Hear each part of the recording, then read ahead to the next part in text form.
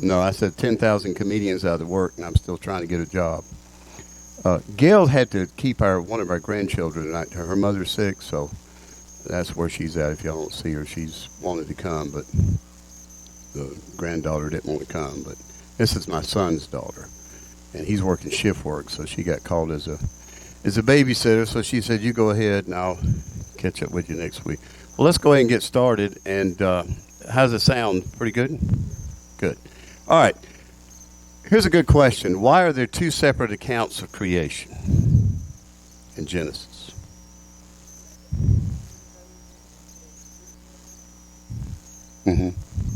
Okay.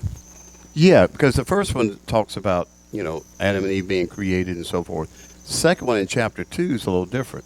So we're going to look at that. Went too far. Genesis 1, the heavens and the earth are created in 6 days. In Genesis 2, creation of the man and woman, no time element is mentioned. It just says they're created. The panorama of creation as a whole in Genesis 2, detailed focus on one aspect of creation. And then Genesis 1 centers on God creating the heavens and the earth, whereas in Genesis 2 centers on man as the crowning act of God's creation. So it's almost like it's a more detailed of what happened on the sixth day, about mankind. I keep mashing this button twice if you hold it down. Creation is complete. Heavens and earth are created. God finished his work 1 through 3. Man created, formed from dust, verses 4 through 9. And trees and rivers in the garden given names in verses 9 through 14. All right. Now, this is kind of interesting if you stop and think about it, because these two rivers are here today. So this tells you where the Garden of Eden was. It would put you somewhere down in this area here where these two rivers come together. And this would be the cradle of civilization. Others suspect it could be at the headwaters where it started. In either case, all of this would be very, fertile and would be a picture of what paradise would be like on earth. Now remember, I told you from this point over across the top here, down into Israel over here, it's called the Fertile Crescent because it had a lot of rivers and water was essential for life. Now, when Eden disappeared, all of this became, essentially kind of barren, except for this area here where Babylon was. And I don't know if you've heard one of the seventh wonders of the ancient world was the Hanging Gardens of Babylon. And, they record that it was some of the most beautiful gardens that you'd ever want to see. And it was kind of like and you can see the darker greens. It was kind of like a bread basket area for here, to feed people and stuff like that. And, but, it's interesting that the two rivers are mentioned in Genesis, and they're still here today with the same names. Did I go forward or backwards? Yeah, I did. Okay. And then you come down here, and it says, man assigned the task of guarding and keeping the garden, and forbidden fruit is mentioned in verses 16 and 17. And the Lord God commanded the man, saying, from any tree of the garden you may eat freely, but from the tree of the knowledge of good and evil you shall not eat, for in the day that you eat from it you shall surely die. Go a little bit further. You see, it just adds to it each time. I'll come down here. Man in need of a helper in verse 18, not good to be alone. You ever thought about that? Not good to be alone, that's the primary reason for God creating woman, was because man was alone.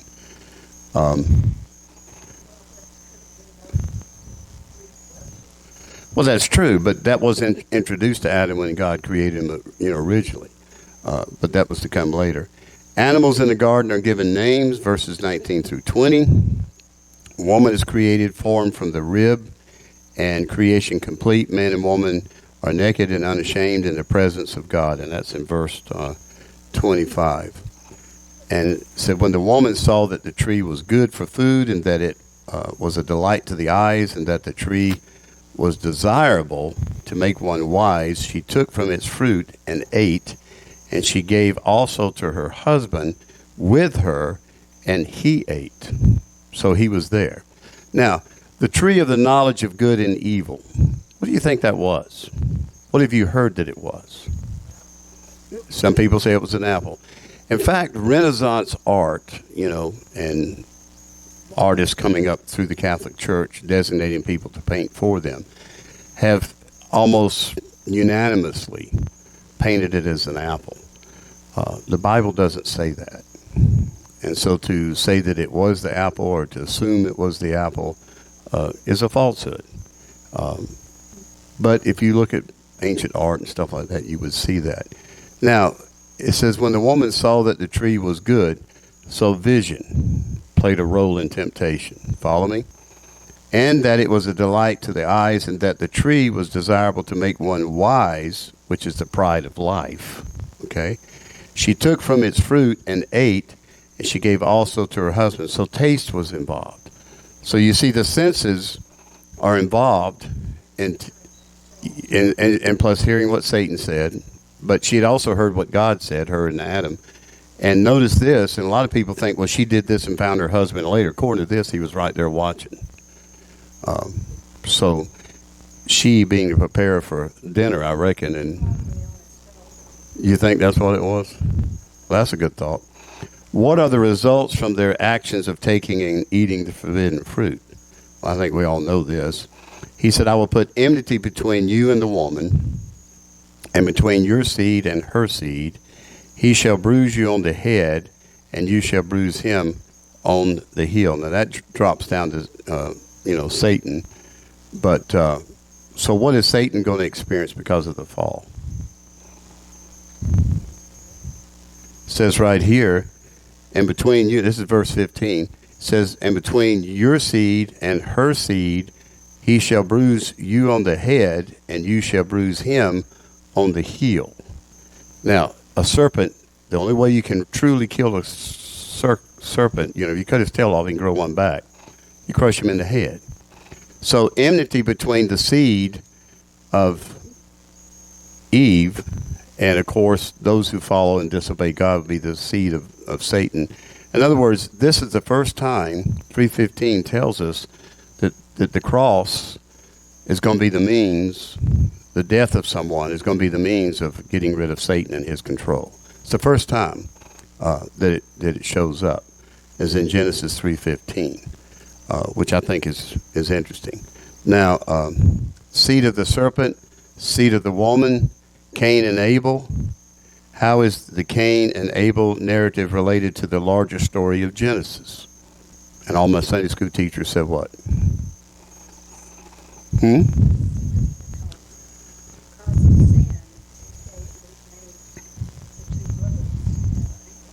Right. Cain was what? A farmer. Abel was what? A sheep herder. And according to the original plan that God had, when he made clothes for Adam and Eve and animals' life was given, the religious system, even in Genesis, in the family, Abel was providing the animals for sacrifice. If Cain wanted an animal for sacrifice, he had to go to his brother to get one. And if you read the story very carefully, Cain was upset that his offering of grains and stuff was not sufficient to be a sacrifice for sin. Only the blood of the animal could do that. And jealousy, envy, whatever, and of course he killed his, brother.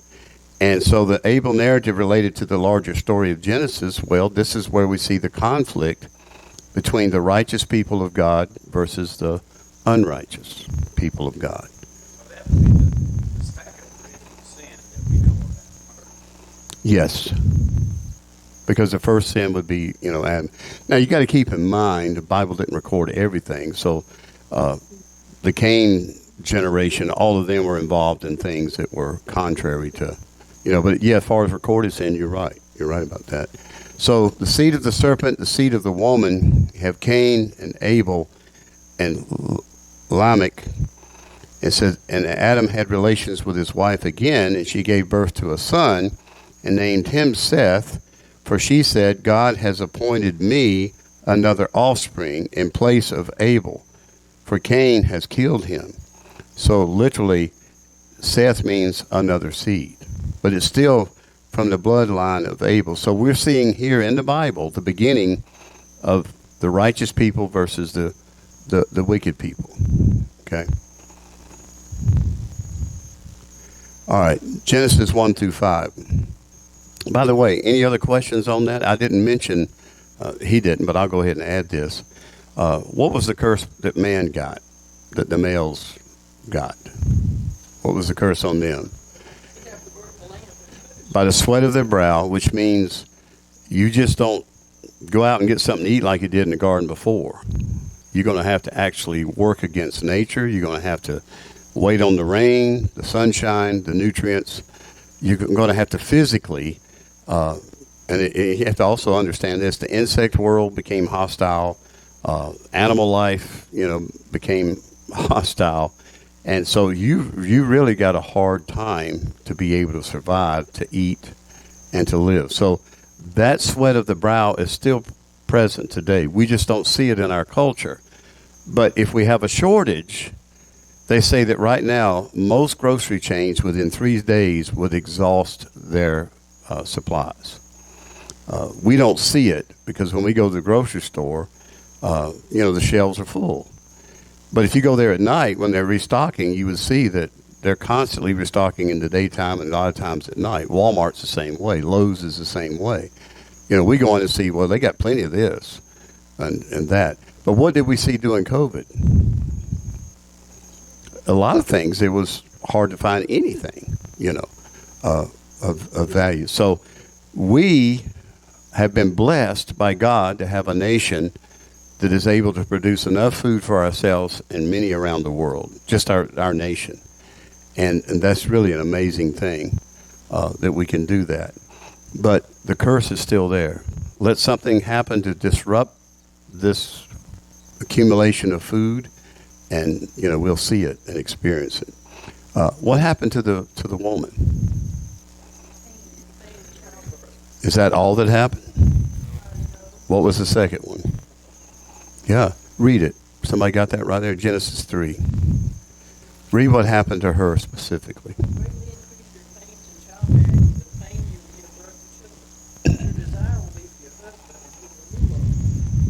Okay. All right. Now, when you hear that or have read that, see, this didn't dawn on me that I got in seminary, and the professor was teaching, survey, and he brought this out. What pops in your head when it says the desire will be for your husband and he will rule over you?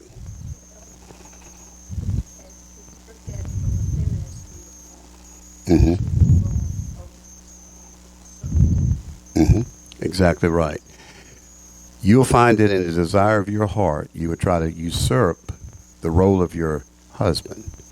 If he's the provider of the family, protector of the family, and the head of the family, then you're not going to be satisfied yourself in a secondary role. You're going to actually find a way to irritate, nag, whatever they say. And since you're not going to be at peace, there's going to be enmity between you and the male. And for him to quiet your attempts to overtake what he's supposed to be doing, the husband will find a way to suppress you.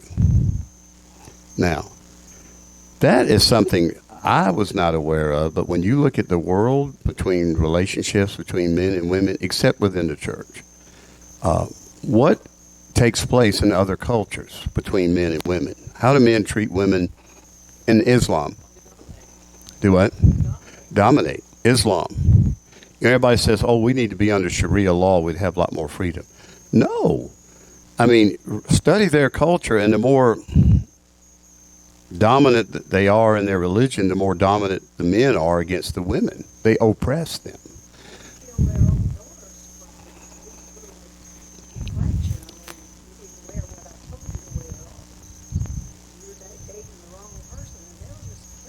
Exactly. And other cultures are the same way. In America, what did we do to oppress women for years and years and years?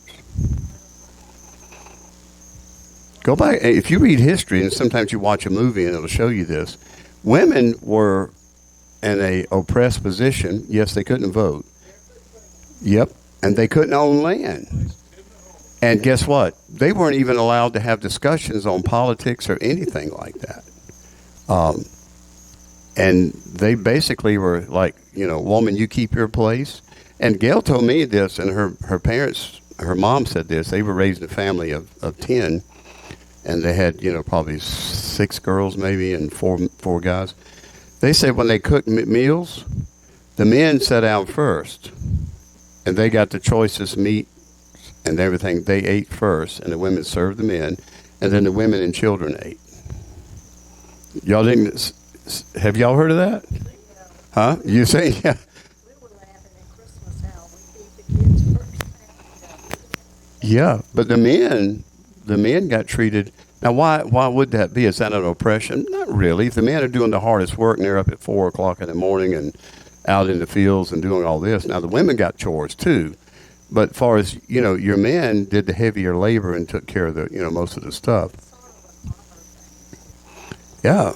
Well, Gail said when she was a kid, they still did that, and when they'd go down to South Georgia and have their family reunions and stuff, she said it used to bug her that the girls and boys had to wait for the men to eat, and then the women and children could eat. So they still did that.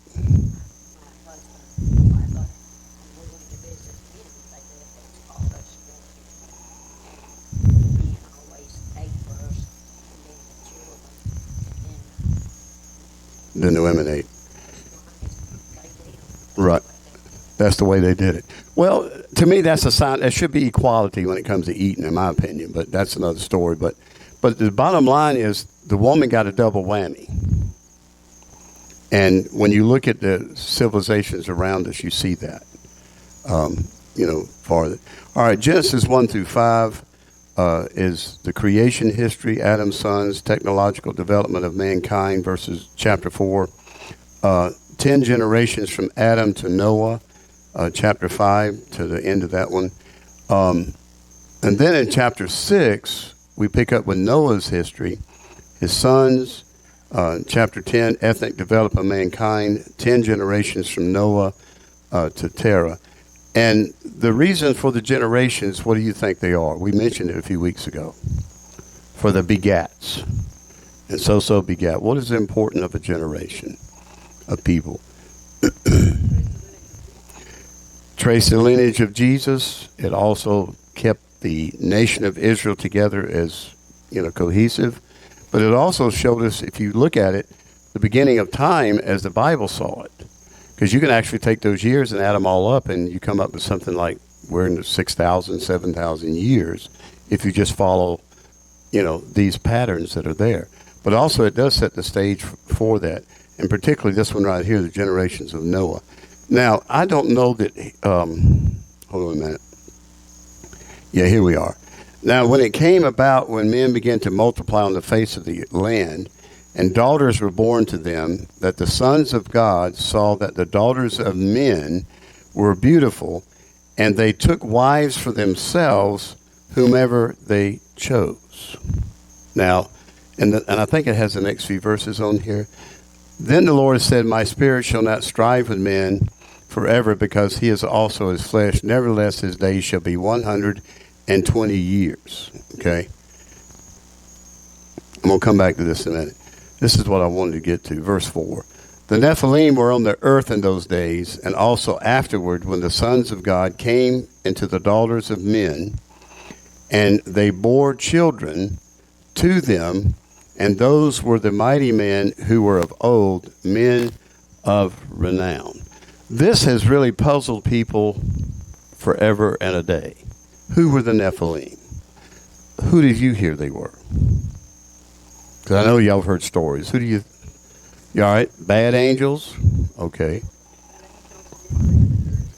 Jesus said that angels didn't reproduce. He said that, in the New Testament, that in heaven, angels would be like, as far as reproduction going on, that ceases. So angels couldn't do that. So who is it?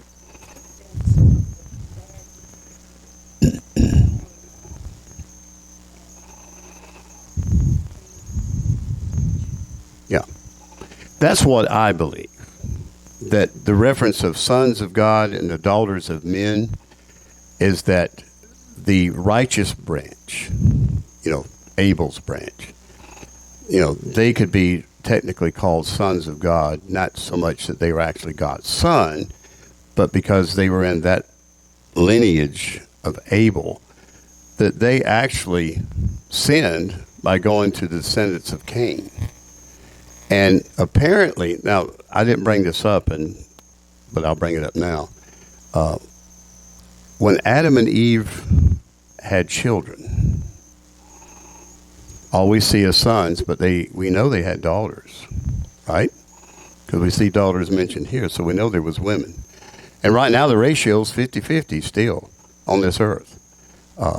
In most countries it comes out 50-50. I've always found that unique, that there's 50% women, give or take a few percentages, depending on where you are. So where did people come from? If Adam and Eve had sons, and we know they had daughters, so where did the future generations come from?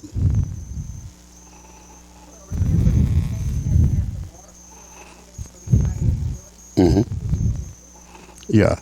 Well, it would. So there was other people there.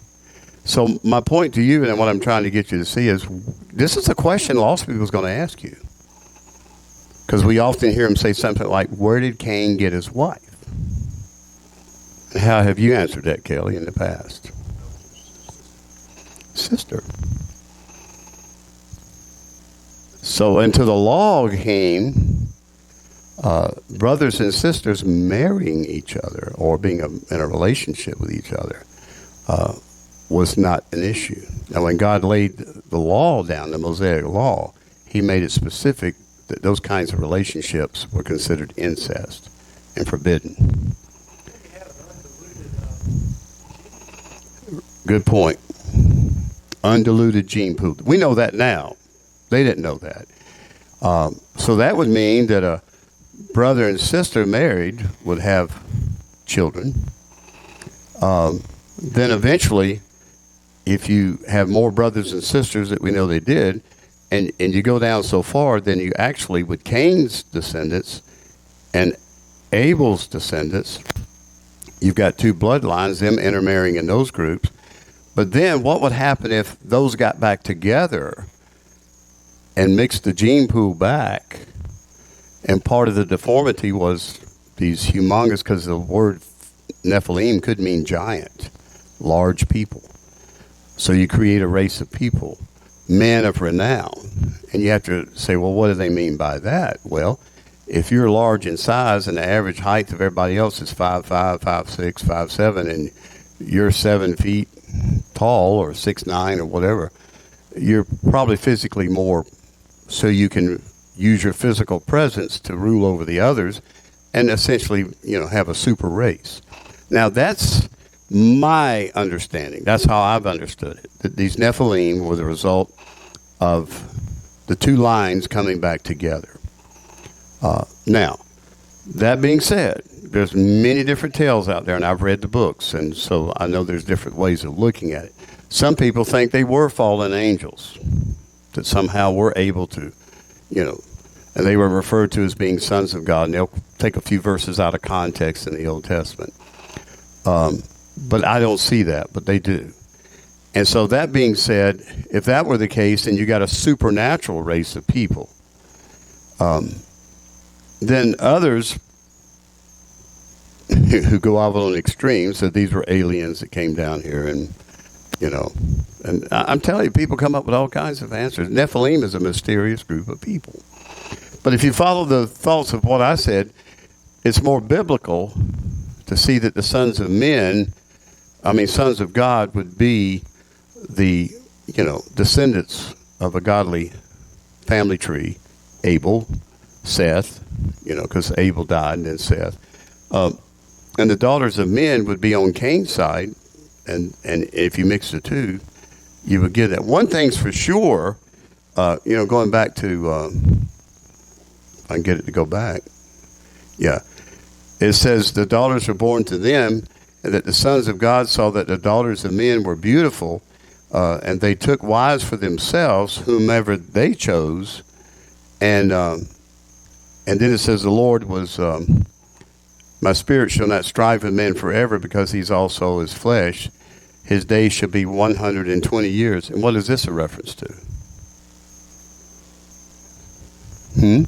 Lifespan, but it also is a reference, because we read in the next few verses, Noah starts building the ark. So he's saying, in 120 years, there's going to be a flood. He doesn't say that right there, but we see it in the next few verses. By the way, I didn't know he had all this on here. Sons of God refer to angels. Josephus supports this interpretation. Sons of God are angels in Job. Angels in the heaven do not marry, but these angels were not in heaven. The resulting offspring produces giants, supported in the Apocrypha book of Enoch, as well as in Jude 6. That's just some of the things I was saying. I didn't give you the references. Sons of God refer to descendants of Seth. Preceding chapters show the two lines. Men begin to call on the name of the Lord. It is mankind that is punished in the flood. Sonship is a common theme in the Old Testament, and marriage of godly seed to ungodly people is a common theme in Genesis. And the result of that, of course, was the Nephilim. That's some of the things I was sharing with you.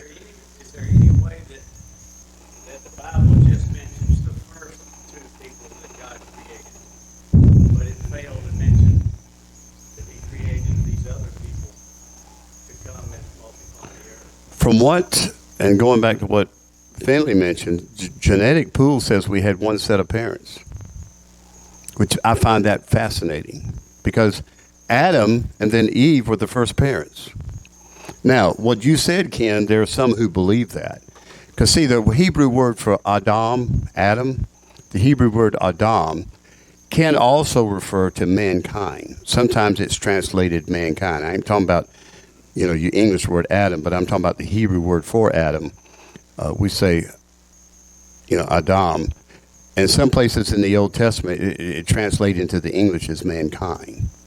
So there's some people who say that when Adam and Eve are mentioned, that he's talking about he created males, plural, and he created females, plural. The trouble with that is when Adam is used there, it's in the singular. When it's used in the other places for mankind, that's why they use mankind, it's in the plural. You see the difference? And the little Hebrew markings and stuff in the Hebrew language distinguishes this.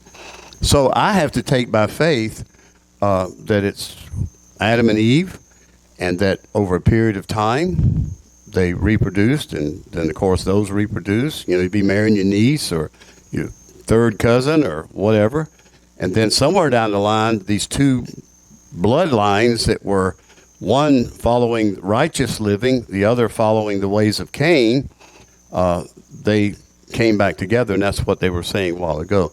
Now, sons of God refers to kings and rulers. Now, this is another interpretation, okay? Aramaic lends itself to this interpretation. Elohim refers to human judges in Exodus 21:6, 22, and in Psalms. Similar use in Babylonian texts. Kings are often referred to as Elohim in the East.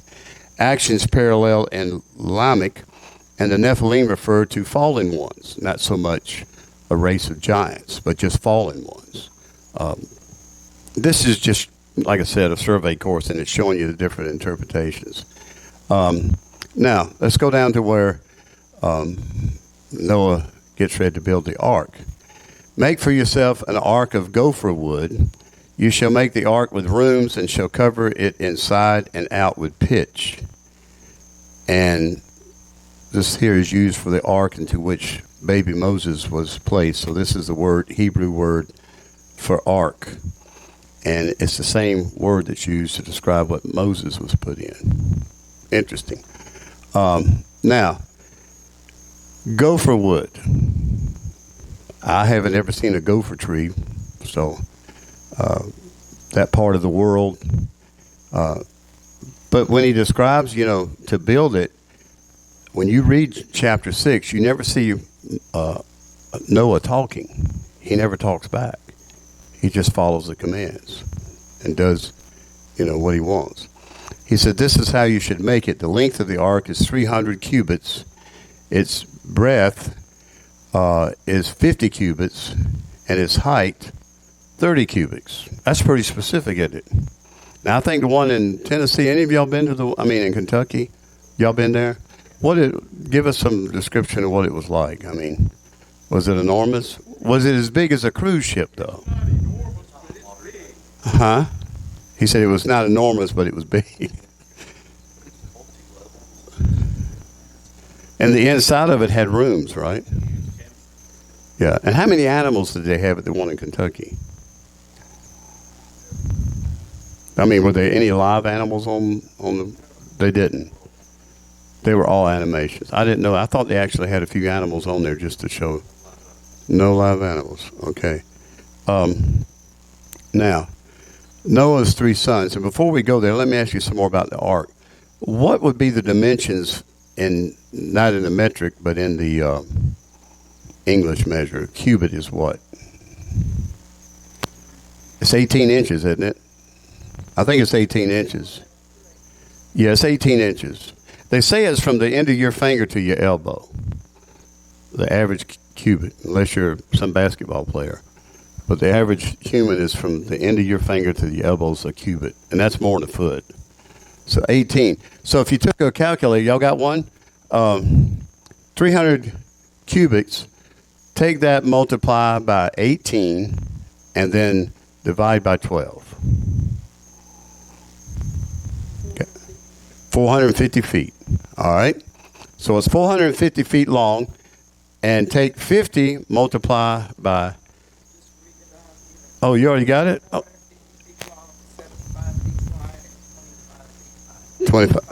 45 feet high. That's not really that big. How many of you have been on cruises before? What's the average cruise ship? 700, 800 feet long? Huh? Yeah, I know it was. No, and when you look at it, it's kind of flat on top, you know.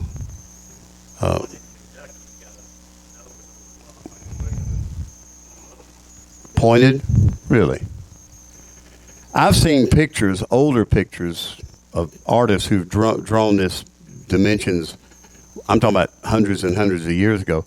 And a lot of them drew it as being almost round, you know, because they said to be able to float in the storms and the flood, it could bobble like a cork, you know. I've seen.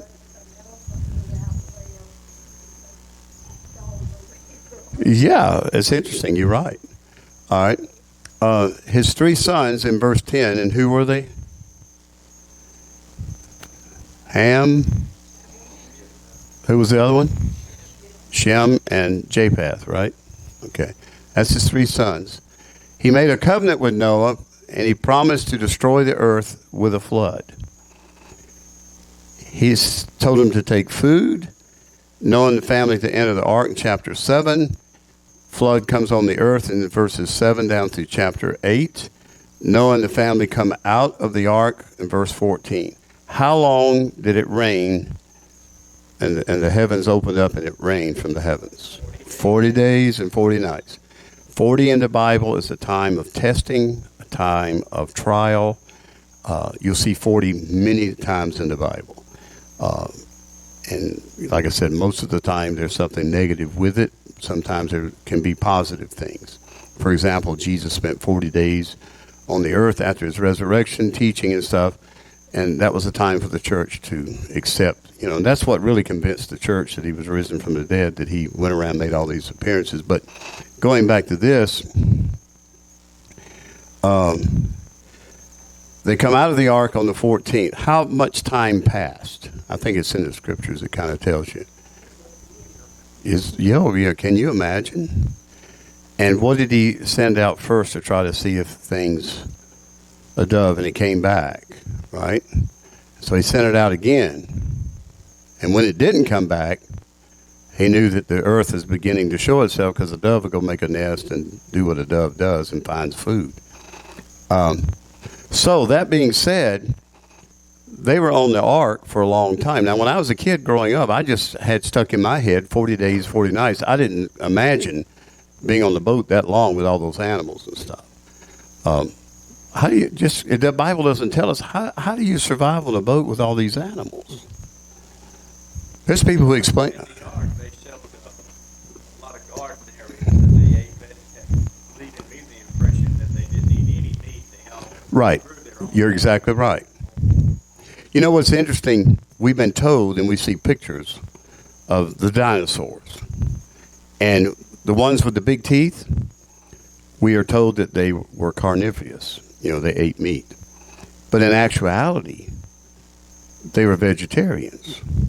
And to prove that, we have a few animals in existence today that do just that. For example, the panda bear eats bamboo and things like, but yet it has sharp teeth. What about the brown bear? Berries. I mean, now I think the grizzly bear. You're not going to bear seeing a bear, but what I'm trying to say is, we've been falsely led into thinking that all the dinosaurs were, meat eaters. Were there dinosaurs on the boat, on the ark? Remember we had the guy came here, Steve, that showed us, I think before y'all came, he came and showed us how that, they were small. Do you know that 95%, this is something I remember, 95% of the dinosaur fossils we have found were the size of a chicken or smaller.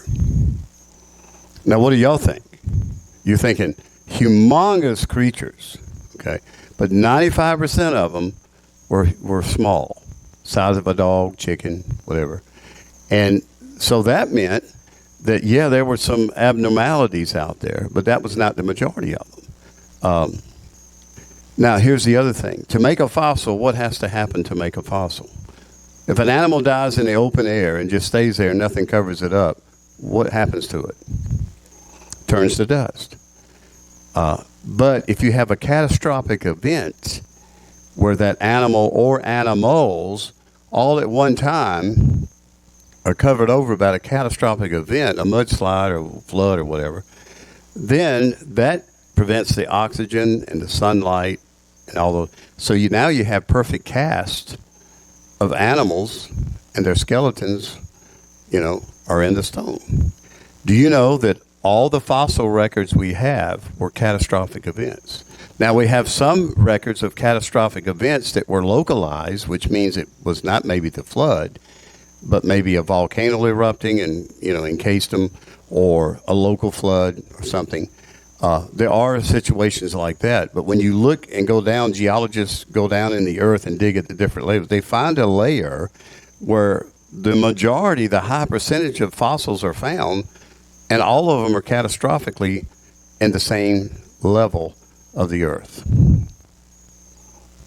And yet you don't hear that, do you?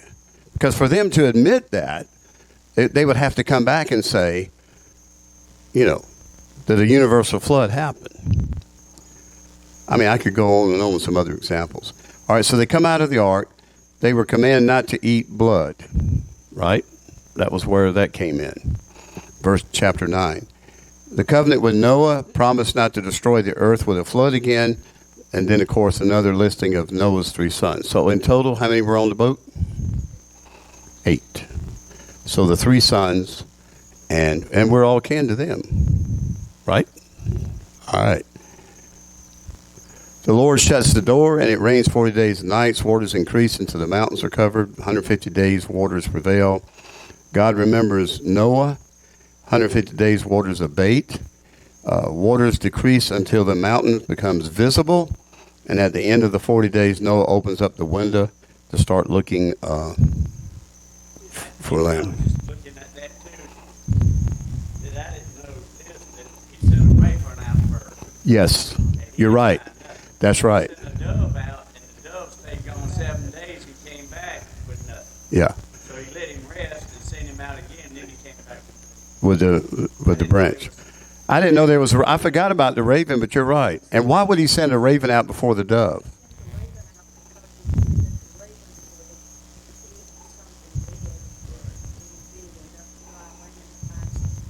Mm-hmm. That's neat. Yeah, because they're scavengers. That's a good point. I'm glad you. Yeah, It's good to go with this, refresh your memory to what's in there. No, I knew it was. I was going to try to correct it because there's a joke about the raven and the dove to catch somebody. Is it like my other bird joke, or? Well, go ahead. I want to hear it. If it's clean and we laugh, I go. thought it was a raven and then the dove came back, but he said he had to send two doves. Yeah, doves twice. So what's the joke? I want to hear the joke. I'll retell it for myself. I don't remember it. You don't remember it. It's not an obscene joke, is it? No. Okay. All right. Well, you can tell me later when you think about it. No, All right. you can trick a Christian by saying, what kind of bird. When he sent the dove out, and they'll agree with you, it wasn't a dove, it was a raven. So, most Christians will say a dove, but it I probably would have myself. you did. I know. I did. You got me. That's the joke. You got me.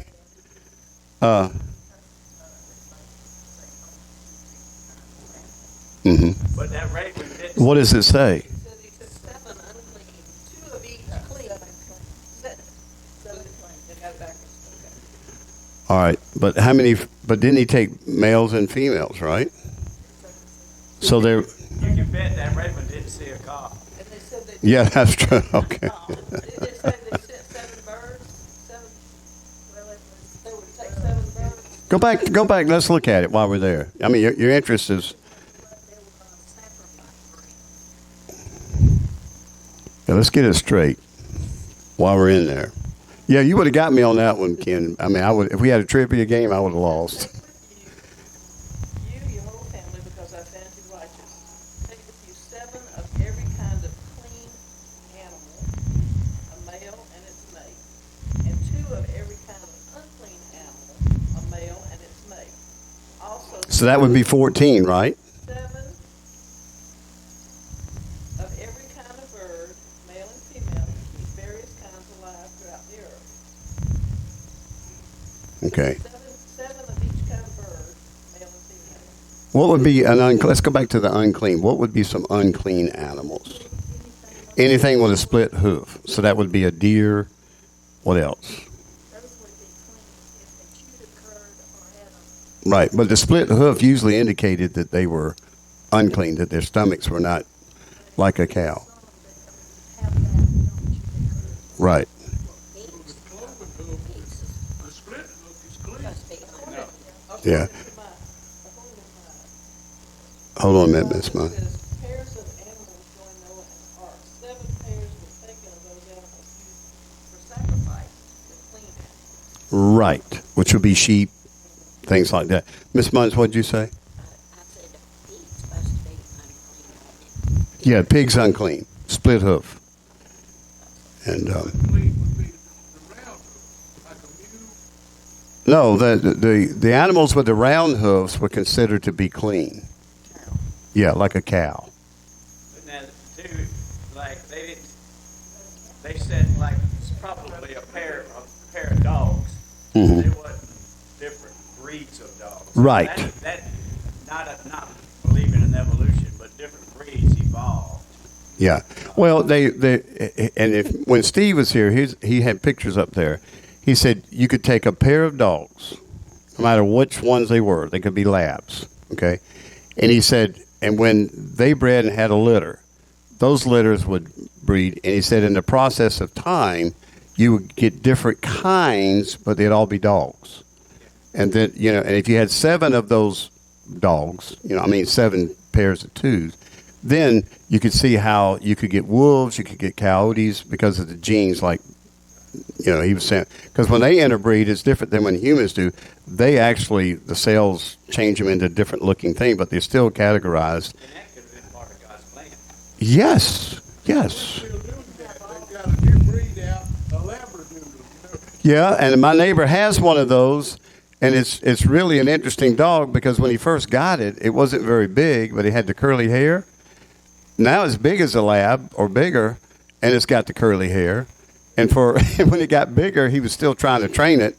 The dog was walking him around the neighborhood. It's a pretty feisty little dog. It's a big dog. We have a golden dude. Oh, do you? How big do they get? Well, this Yeah. Well, they get pretty big. His three sons. Let's go ahead. All right. The ark rested upon the Mount Ararat. All right. Now, where is that? Well, it says it's located up here in this area. And you can Google this. Well, it's been kind of a secret thing. They've had aerial shots of it where they think it is. But there's been people up there. Every century has people going up there looking, in that area. And and you can Google this on your phone tonight and see the latest on what they've discovered about the site on there. Hmm?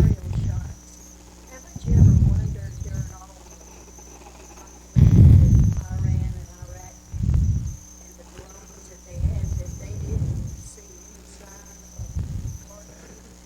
of? Well, the thing about they didn't see any sign, of this area that we refer to as the Garden of Eden.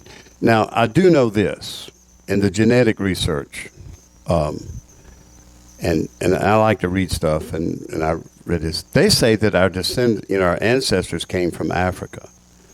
That in Africa is where mankind originated. And I haven't heard the latest, and they found skeletons and stuff. But according to the Bible, it was over here. And so that would mean that once they moved out, from the Garden of Eden, people began to move out from there. And if you remember, the first civilization was in that land of the the Chaldees and all that stuff, and the Tower of Babel and all that stuff. So they moved out from here, and there was one language. They would stay together. Then after the Tower of Babel, we'll come to that in a minute, they divided because they couldn't communicate, so little segments of people, God divided them, and so they began to migrate across the earth. And now they, and I've read this, and I was always told that the French and the English and the Spanish were the first ones to the Americas. Now they're saying it was the Vikings. And then now they're finding stuff over on the west side of America that people migrated from China across that strait, across from Russia, because it was all, it had a land bridge. And they actually came there, and that the Indians came down all the way into South America, and they came across out of this area. So that would mean they would travel from here out this way through China and settle, and through years and years end up coming to the Bering Straits and then over to America over here. Good point. They're coming to Mexico, through Mexico. The Chinese are too. That's what I saw. But this is the general area where they say that the ark is found. And I would challenge you just to see what's out there, and you'd be surprised what they're discovering about this area, what we know today. Then God spoke to Noah and to his sons, and saying, Now behold, I myself do establish my covenant with you and with your descendants after you, and with every living creature that is with you, the birds, the cattle, and every beast of the earth with you, of all that comes out of the ark, even every beast of the earth. So he's telling not only humanity, but the creation itself, I won't let this happen again. Now, there's been floods, and we know during catastrophes like hurricanes, there's floods, but never a worldwide deluge like this. All right. We'll start with this next week. Animals had to make their way over to North America and South America. Yes, you're right. They would follow, and the domesticated animals especially would be brought with the people that, traveled. But they say that, that when I say they, the people that study, they call them anthropologists, how civilizations develop and stuff, that they're finding out now through things of going, and digging up things and stuff, burial mounds and things like that, that there's people in America that their ancestors were back over in Europe hundreds of years before that. So, people are interesting. They'll migrate. They'll move. We know that because they're coming across our border. But when people get hungry, they start looking for food. They go as far as they can. No. How the immigrants came into.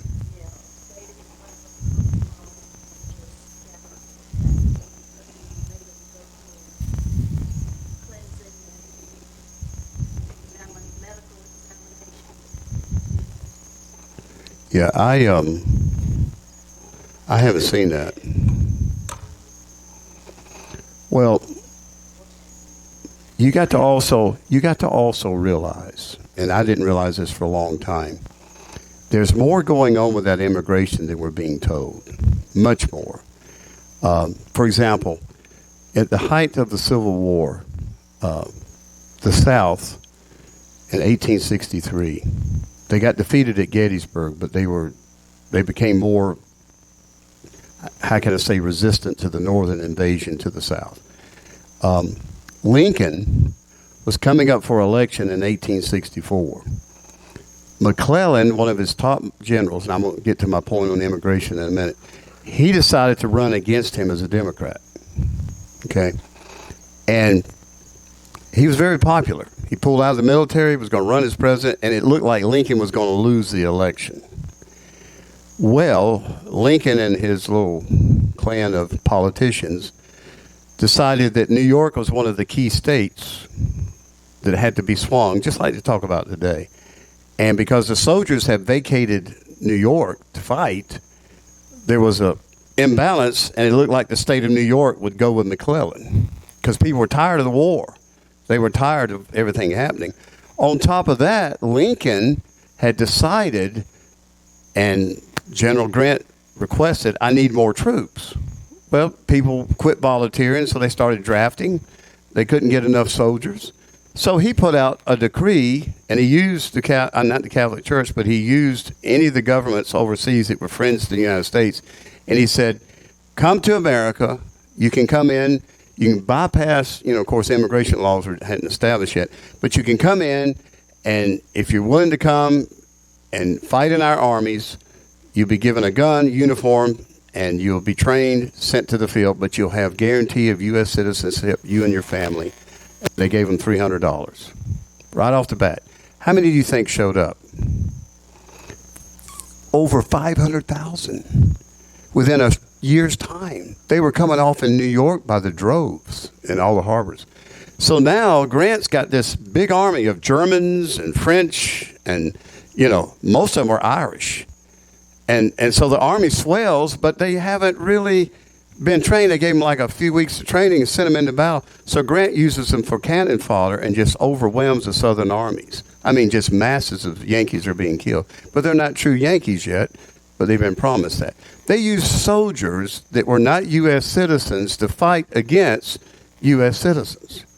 That's appalling to me. And I got to thinking about this the other day. The Chinese are not our friends. Now, and they say all these Chinese and the males coming across the border are all military fighting age.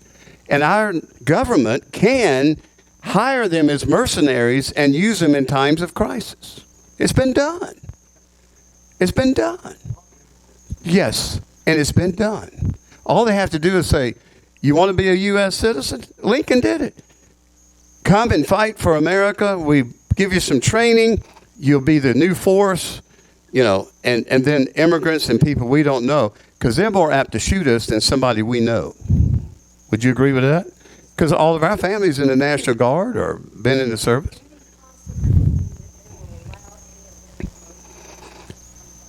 They could. They did it in the last one, they say. But my point is there's something bigger going on here. And Republicans are in with it. I'm sorry. Because when Trump was in office, besides just putting up walls, we could have stopped this if we wanted to. So there's some reason.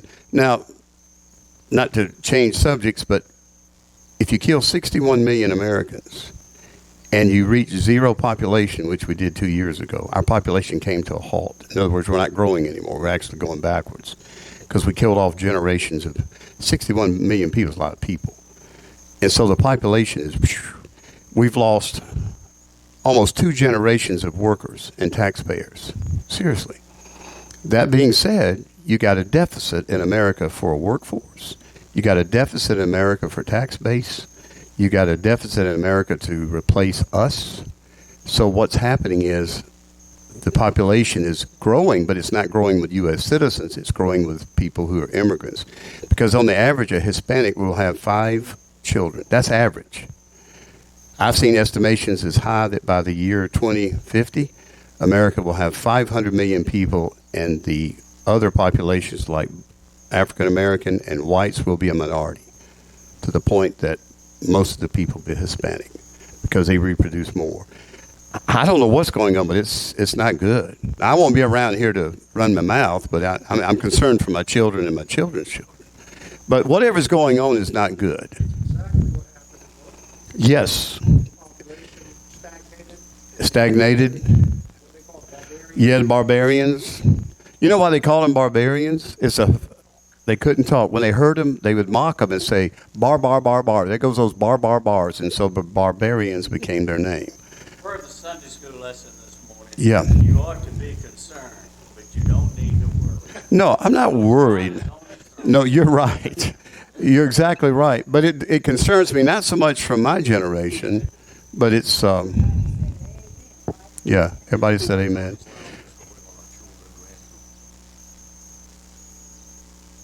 Tro, you're right. All right, let's have prayer before we'll go. We'll pick up with the covenant next week. Lord, thank you for this time together. Thank you for your word, that, Lord, is truly our guide in this life. Lord, just be with us until we meet again on Wednesday, and we'll ask that you protect us, provide for us, and we'll give you thanks for all things in Christ's name. Amen. All right.